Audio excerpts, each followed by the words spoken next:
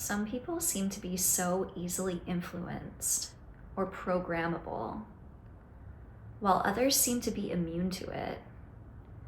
And there are a lot of theories floating around out there as to why this could potentially be. But what I'm really interested in is why this really matters. And I'm going to go ahead and assume that if you're here watching this video, you probably feel that you fall into the latter category. You've probably felt like a lone wolf or a black sheep. Maybe you hold opinions or ideas that are counter to the mainstream, and you've always felt like maybe you don't belong in the world in some sense. And the reason why this distinction exists, the reason why there is this growing separation between those who are willing to comply and those who are not, is because if we look at the institutions of power in the world, they greatly benefit by keeping people disempowered. And so what inspired me to create this video originally was I wanted to discuss the difference between existing in a disempowered state, so existing in victim consciousness, versus rising in your authenticity, embodying into an empowered state and being a sovereign individual. And we can trace this distinction all the way back into childhood, where institutions like education really teach children the value of compliance. They reward children for being good. And so children learn from a young age that there are consequences to resisting. There are consequences to being an individual, and there is risk involved that most children and most people in general are just not interested or willing to take. I came across this quote as I was putting this video together that I thought was just a perfect example of where we are currently at as a society. And the quote says that a corrupt state teaches its youth obedience, not virtue. And that's a quote from Seneca. And I just thought that that quote spoke so beautifully to where we're currently at. You can see this. You can see the ways that children are taught the value of obedience and the way that adults carry this forward as a virtue. So what this generally tends to do when we look at the ways that this affects children moving into adulthood, it tends to create a fixed perspective in people. So what is a fixed perspective versus someone who is more fluid, more flexible, more oriented towards curiosity, more adaptable? A fixed perspective is one that someone has attached very tightly to their sense of identity. So when an idea is brought to them that challenges that identity, they take it personally, right? They cannot separate themselves from that idea. And we see this exemplified so extremely in our current political culture, right? Like people have very much tied their sense of identity to their political beliefs. And this is beneficial to these power structures, right? Because the more impassioned people feel by these beliefs, the more aggressively they're going to defend them. And a lot of these beliefs keep people stuck in victim consciousness because people believe that their power, their agency is outsourced to the state, to the power structures around them. They then feel that their sense of autonomy is threatened when the power structure is threatened, right? So you can see how when someone holds a belief and they are rigid in that belief that their agency exists outside of them, that belief benefits that agency. That belief benefits that institution. And so when we're talking about victim consciousness is a lack of agency, right? It's living in the perspective that you cannot fix whatever it is, the circumstance that you're finding yourself in. And just to give a few examples of this, so I already gave the example, obviously, people believe that like they cannot change the world around them, that the only way that they can change the world is to give their power over to something, to the government, to something beyond them. Like that's the only way that they feel that the things they want to change can change.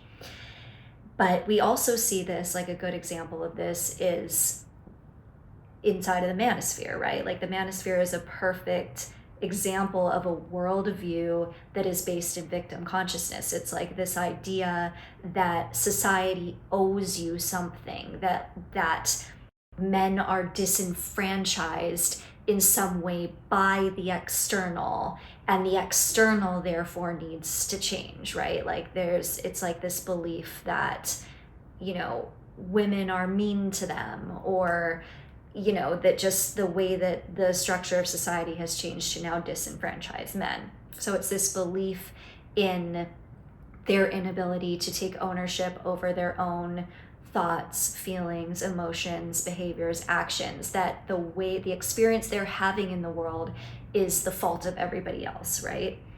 And another example of this would be things like chronic illness or mental illness like depression and anxiety, when these things have been integrated so deeply into your identity that you believe that you have no agency over them. That would be an example of victim consciousness.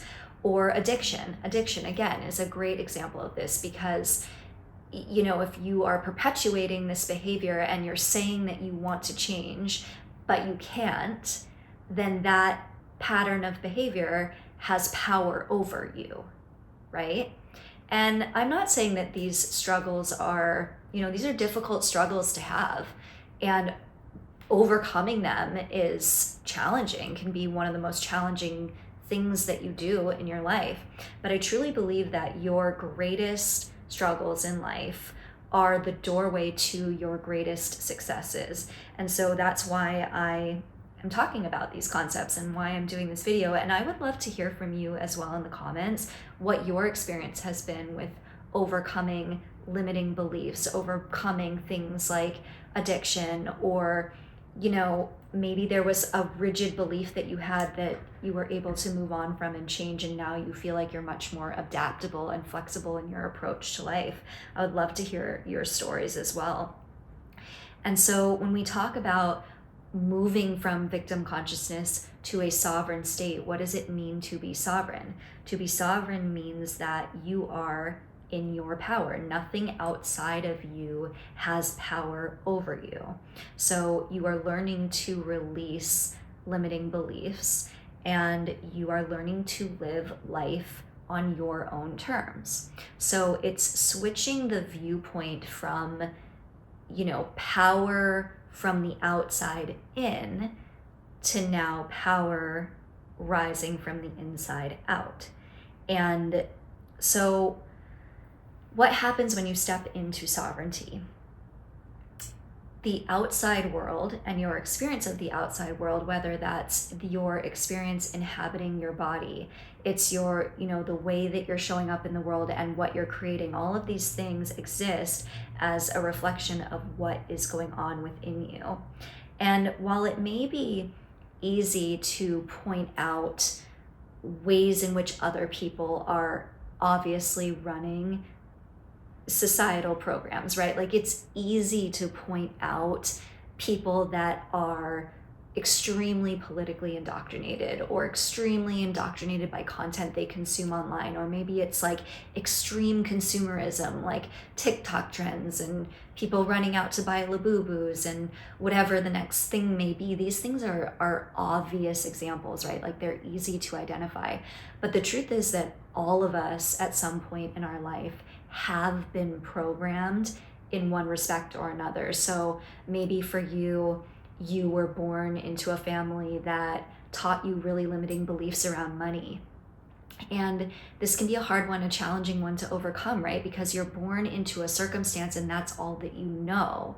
And so as you start to unlearn these things and overcome these patterns, like you can identify. So the first step is always being able to bring awareness to something, like being able to see it, see the pattern, see the limitation, so that you can then transcend it and move past it, right? And so all of us are running on some level these limiting beliefs. And so maybe for some people it's unworthiness around feeling healthy in their body, or maybe it's just a belief that the body is separate from the mind. So there's that lack of unification, right? And so anything that goes wrong in the body, there's the desire to seek outside of the self to find remedy, or belief that the only relief that you can find comes from something externally, that it cannot be found within you. And so these are just perspective shifts, right? And so coming back into your power and your sovereignty is just remembering that you have agency, you have choice, that if there is something, say you want to change something about yourself, there's a version of you that exists that has transcended this issue, this problem, this pattern that you're experiencing. The first step to aligning yourself into that version of yourself is becoming aware of where you are limiting yourself, where you are holding yourself back. And so just to kind of bring this full circle, you can see where this concept of programming and this concept of keeping people out of their agency benefits these greater systems of power. And so it's in our best benefit to learn how to come back into our own sovereign state, to recognize where we are giving our power away, where we are looking for solutions outside of ourselves, where maybe the solutions may already exist within. And so you can see where, it benefits you to kind of set yourself free from these limitations, right? And to be a person who is willing to think for themselves, a person who is willing to question what they're told, and to just trust yourself, trust your intuition, cultivate intuition, and cultivate that sense of sovereignty. Because once you have that sense of sovereignty within yourself, that cannot ever be taken from you. You are the one who provides that to yourself, right? And like something I've always kind of reminded myself of is that if I am the problem, then I am also the solution. And that is an empowering state to be in, because if you can get yourself into the problem, you can get yourself out of the problem. So once you step into this sovereign state, other people don't get to tell you who you are, and other people don't get to tell you what is possible for you. So this is really releasing a lot of limiting beliefs around what is possible. Society loves to tell people what is possible and what is not possible for them. And stepping into your power, into your sovereignty, is deciding that you get to decide what is possible for you. So if you have any questions or any comments, I would love to hear your thoughts, your take on all of this. And I hope that you have a beautiful rest of your day, and I will talk with you again soon.